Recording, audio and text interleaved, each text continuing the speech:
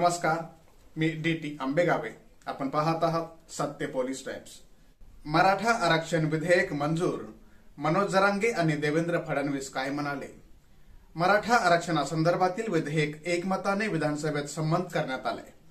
मराठा आरक्षणाच्या मसुद्याला राज्याच्या मंत्रिमंडळाने मंजुरी दिली. त्यानंतर विधिमंडळात हे विधेयक मांडण्यात आलं.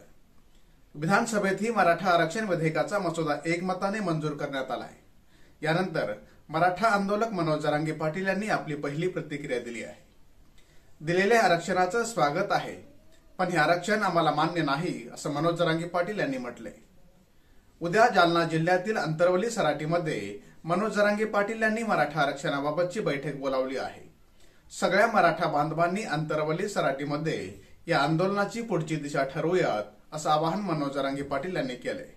मराठा आरक्षणाबाबतचं विधेयक मंजूर झालं. त्यानंतर मनोज जरांगे पाटील यांनी माध्यमांशी संवाद साधला. यावेळी हे विधेयक मंजूर करणं आमच्या हिताचं नाही, असं मनोज जरांगे पाटील यांनी म्हटलंय. या विधेयकाला विरोध करतानाच मनोज जरांगे यांनी उपचार घेण्यास नकार दिलाय.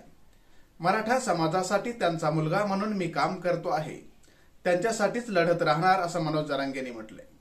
यावेळी हाताला असलेली सलाईन त्यांनी काढून टाकली. मराठा समाजाला न्याय मिळत नाही तोवर उपचार घेणार नसल्याचं त्यांनी सांगितलंय. आम्ही इथून आधीही स्वागत केलं होतं, आताही स्वागत करतो. आमचं म्हणणं आहे, आमच्या हक्काचं आरक्षण द्या. सगळे सोयरीची अंमलबजावणी करा, ही आमची मागणी आहे. जे पाहिजे ते आम्ही मिळवणारच आहोत. आधीही सांगितलं होतं की हे नाकारण्याचं काही कारणच नाही, असं त्यांनी म्हटलंय. आज जे विधेयक मंजूर झालं त्यांचं आम्ही त्यासाठी आताही स्वागत करतोच. यात पोरांचं काही कल्याण होणार नाही. आमच्या हक्काच्या ओबीसी मधील आरक्षणाची मागणी आहे, त्याची अंमलबजावणी पाहिजे, यावर आम्ही ठाम आहोत, असं जरांगे पाटील यांनी म्हटलंय. उद्या दुपारी 12 वाजता अंतरवलीत बैठक होणार आहे.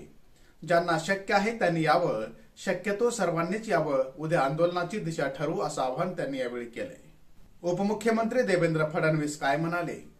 देवेंद्र फडणवीस यांनी काही वेळापूर्वी विधानभवनाबाहेर प्रसारमाध्यमांशी बातचीत केली.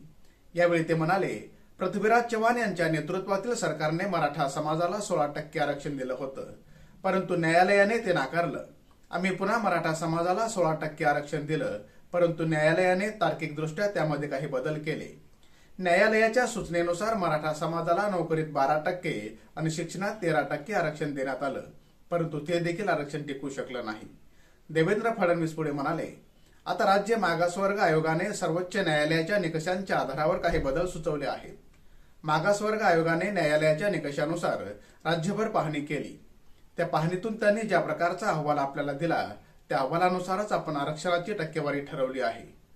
मागासवर्ग आयोगाने जो अहवाल आपल्याला दिला आहे त्यांचं निरीक्षण केल्यानंतर आणि न्यायालयाने वेळोवेळी दिलेल्या आदेशांचा अभ्यास करून न्यायालयाच्या चौकटीत बसतील असे निर्णय आपण घेतले आहेत. सरकार म्हणून आपल्याला असे निर्णय घ्यावे लागतात, असं देवेंद्र फडणवीस यांनी म्हटलंय. आर्थिकदृष्ट्या मागासवर्गासाठी जसं 10% आरक्षण दिलं होतं, त्याचप्रमाणे सामाजिक आणि आर्थिकदृष्ट्या मागासवर्गीयासाठी म्हणजेच SEBC अंतर्गतही आपण 10% आरक्षण दिलं आहे, असं त्यांनी यावेळी म्हटलंय. सामान्य जनतेचा बुलंद आवाज, सत्य पोलीस टाइम्स.